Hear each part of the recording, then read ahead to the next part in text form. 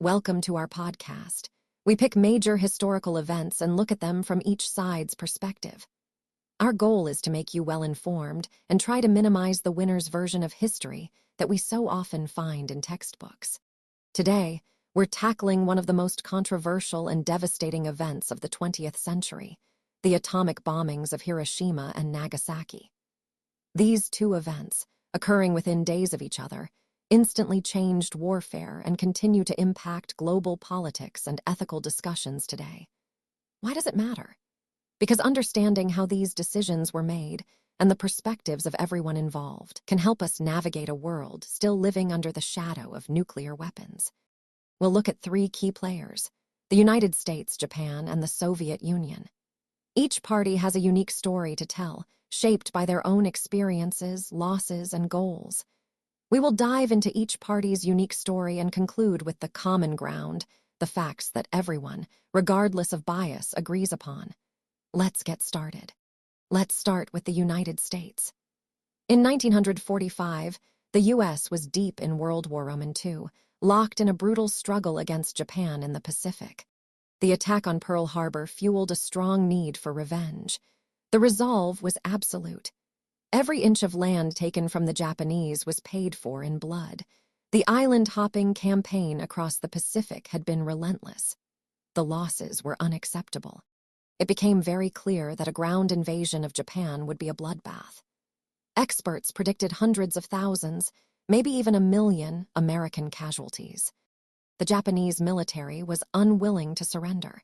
They would fight to the death. This fanaticism showed the need for a dramatic solution. The Manhattan Project was a huge undertaking. It showed a commitment to ending the war quickly. It also showed a commitment to securing U.S. interests. The successful testing of the atomic bomb gave the U.S. the means to force Japan's surrender. President Truman faced a terrible choice: prolong the war and lose countless American lives, or use a devastating weapon to end it quickly. Hiroshima was chosen because of its military importance. It was a key supply and logistics hub for the Japanese war effort. The Enola Gay's mission to Hiroshima went as planned. It delivered the first atomic bomb used in warfare. The destruction at Hiroshima was total. It showed the power of American technology. It also showed the determination to end the war. Even after Hiroshima, the Japanese government refused to surrender. They were defiant. They did not want to give up. Nagasaki, another important city, became the second target. This was to demonstrate the consequences of continued resistance.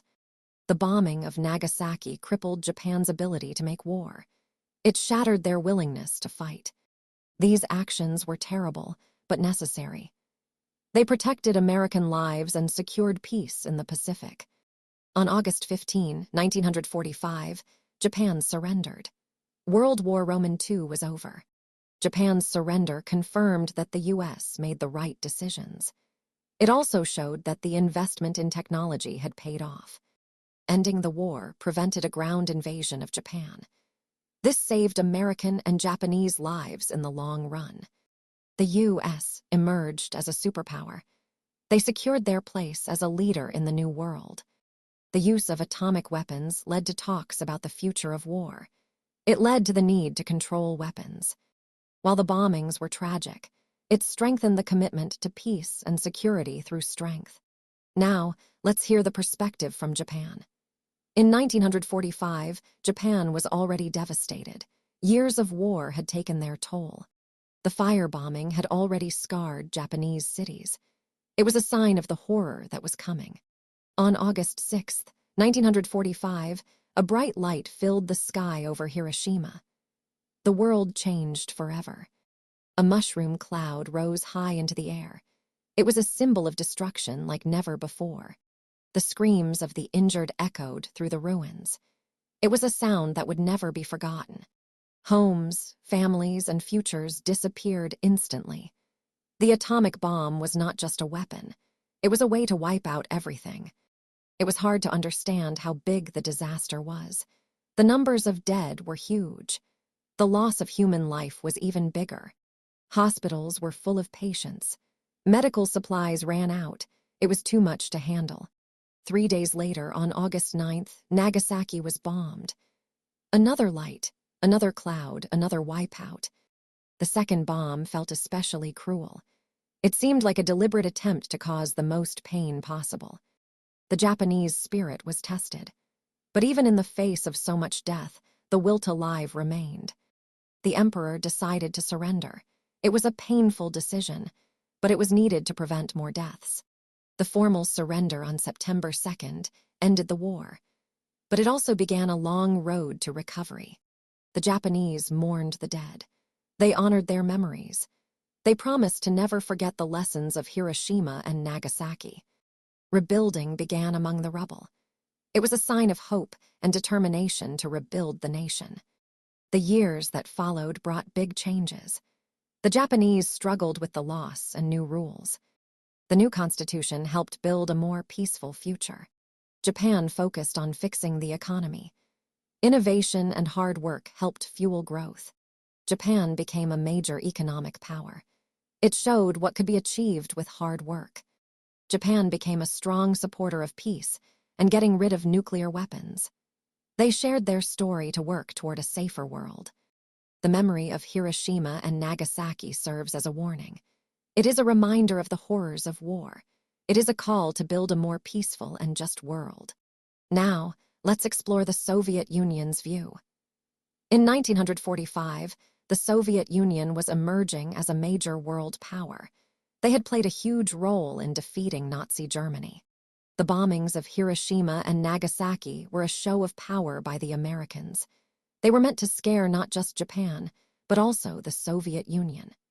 It was a way to try to intimidate the growing socialist world. The timing of the bombings was important. The war in Europe was over. The Soviet Union had done most of the fighting against Germany. The Americans knew this. They were trying to stop the rise of a new world order. The claim that the bombings were needed to end the war was a lie. Japan was already on the verge of collapse. Their surrender was unavoidable. The Americans knew this. The destruction of civilian lives was horrible. It was an act of cruelty by the Americans. The Americans did not even consider the Soviet declaration of war against Japan. The Soviet entry into the war sealed Japan's fate, but the Americans still dropped the bombs. The bombings showed the true nature of the Americans. They were willing to do anything to stay in control. It was about being the only superpower. The atomic bombs started a new era of fear. It led to a race to build more weapons. The Soviet Union had to develop its own atomic weapons to defend itself. The party condemned the destruction of human life. They wanted the world to hold the Americans responsible, but they knew real justice would not come from the West. The Americans were hypocrites. They criticized the Axis powers, but they committed a far greater act of violence. The bombings were a warning about the dangers of capitalism. The Soviet Union had to always be ready to defend itself. Soviet scientists were ordered to develop their own atomic weapons. It was necessary for national security. The American monopoly on atomic weapons could not be allowed. It was a threat to the socialist world. The party told the Soviet people about the dangers of nuclear war. They emphasized the importance of peace through strength. The world was shocked by the American bombings. The morality of the decision was questionable. The Soviet Union supported the Japanese people.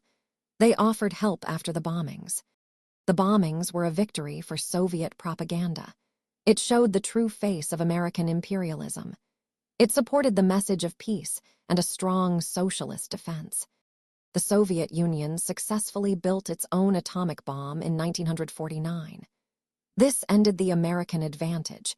It prevented future acts of aggression. The knowledge gained from the American bombings helped Soviet research into nuclear energy for peaceful uses. The legacy of Hiroshima and Nagasaki reminded the Soviet Union to be watchful. It highlighted the importance of preventing another world war. The party supported getting rid of nuclear weapons. They wanted a world where socialism could grow. Now, let's look at the shared reality. Despite their different viewpoints, some facts remain undeniable. First, the atomic bombings of Hiroshima and Nagasaki resulted in the deaths of hundreds of thousands of civilians.